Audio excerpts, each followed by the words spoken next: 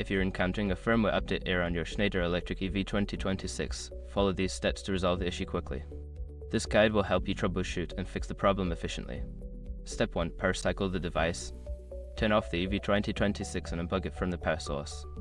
Wait for about 30 seconds before plugging it back in and turning it on. This can help reset any temporary issues. Step 2. Check the firmware version. Access the settings menu on your EV 2026 and check the current firmware version. Compare it with the latest version available on the Schneider Electric website to ensure you are attempting to update to the correct version. Step 3. Download the latest firmware. Visit the Schneider Electric website and navigate to the support section for the EV 2026.